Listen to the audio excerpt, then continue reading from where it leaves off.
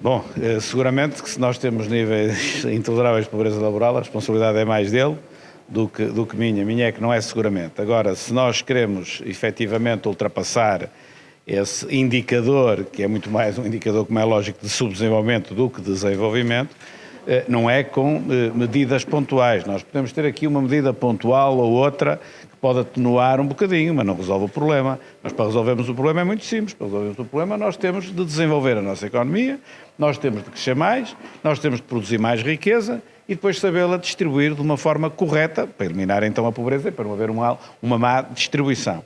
Se nós não conseguimos dar competitividade à nossa economia, se nós não colocamos as empresas em primeiro lugar em termos das prioridades políticas, nós escusamos de estar à espera que vai haver melhores empregos e melhores salários, porque não vai.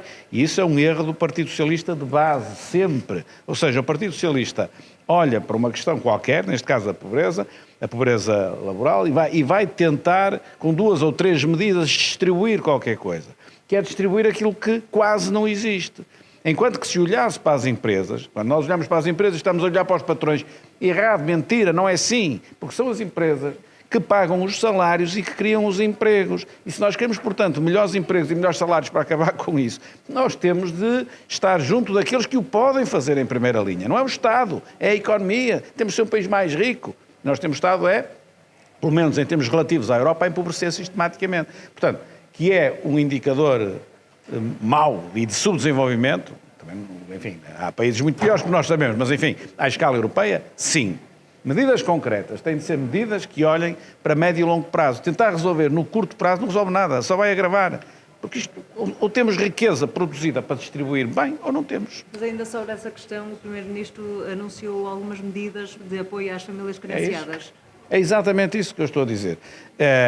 Essas medidas, sejam elas quais forem, são questões de ordem pontual que não resolvem o problema. Podem produzir uma mensagem agradável do Governo para as pessoas, podem até ser justas, com certeza, mas eu não estou preocupado com isso, sinceramente. Estou preocupado com o desenvolvimento do país, para que isso acabe ou se atenue de uma forma sustentada. E de uma forma sustentada é nós termos uma economia mais competitiva. Nós temos de exportar mais, e exportar mais significa, portanto, que temos qualidade, preço e produtividade para vender os nossos produtos no exterior, a preços mais elevados. Aí conseguimos pagar melhores salários. Agora, por exemplo, isto que ele está sempre a dizer, e está inclusive sempre a mentir, que nós não queremos aumentar o salário mínimo e que ele aumenta o salário mínimo e ajuda a combater a pobreza. É mentira. É mentira. O salário mínimo só ajuda a combater a pobreza se efetivamente o salário mínimo aumentar, correspondendo a um enriquecimento do país através de uma economia mais robusta. Se não temos uma economia mais robusta e forçamos administrativamente, aquilo que vai acontecer é que são esses os primeiros prejudicados. Não são aqueles que ganham, imagine, 7 ou 8 mil euros por mês, que vão ser prejudicados com isso. Também serão um bocadinho, pouco, não interessa para nada.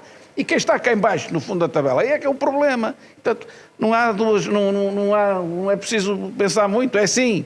Ou nós desenvolvemos a economia, ou nós produzimos mais riqueza, ou nós somos mais ricos. E depois temos opções políticas que distribuem com justiça, com certeza, e aí estamos todos, não estaremos todos, mas aí entre o PS e o PSD a diferença nesse aspecto não será grande. Agora, a forma de lá chegar é que é muito grande. E com as políticas que o PS tem seguido, não chegamos. É que não chegamos mesmo. Vamos continuar a empobrecer. Nem com este Orçamento de Estado, nem com este PRR.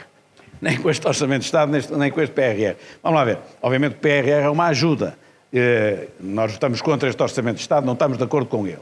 Mas se este Orçamento de Estado fosse diferente, também não chegávamos a 2023 daqui por 6 ou 7 meses e tínhamos um país diferente. Ninguém é capaz disso, ninguém fazia isso. Se eu tivesse ganho as eleições e fosse Primeiro-Ministro, chegámos a janeiro, não tínhamos um país completamente diferente. Isso é uma falsidade estar a dizer uma coisa desse género. Agora, o Orçamento de 22, diferente, e o de 23, e o de 24, e o de 25 e 26, aí sim é que o país ia se transformando e lentamente ganhando competitividade. Mas aí tem de ter políticas diferentes. E não podemos ter tabus ideológicos dizendo aquele põe as empresas em primeiro lugar, está do lado dos patrões. O outro põe o salário mínimo, os empregados em primeiro lugar, está do lado dos empregados. Mentira, mentira. Quem está do lado das empresas, que são os patrões e os empregados, são todos, não é? Quem está do lado das empresas e depois tem uma política social justa, é que pode aspirar a ter um país mais rico.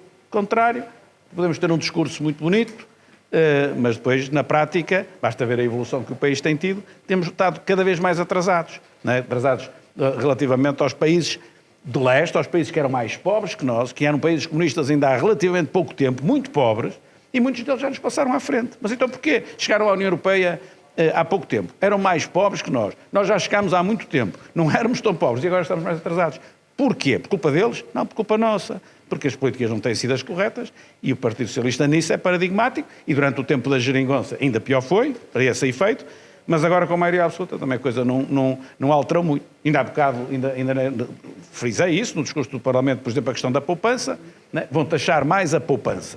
Bom, e como taxam mais a poupança, tem aquele discurso de dizer estamos a taxar os mais ricos porque só os mais ricos é que poupam. É verdade, os mais pobres não conseguem poupar. Mas o país precisa de poupança para financiar o investimento, para andar para a frente. Então, se estamos com esta política, a poupança que já é baixa, cada vez é menos. E então como é que financia o investimento sem endividamento externo? Não financia. Então como é que anda para a frente? Não anda. Faz um discurso bonito, não anda para a frente. É isto. Obrigada. Obrigado. Bom jantar.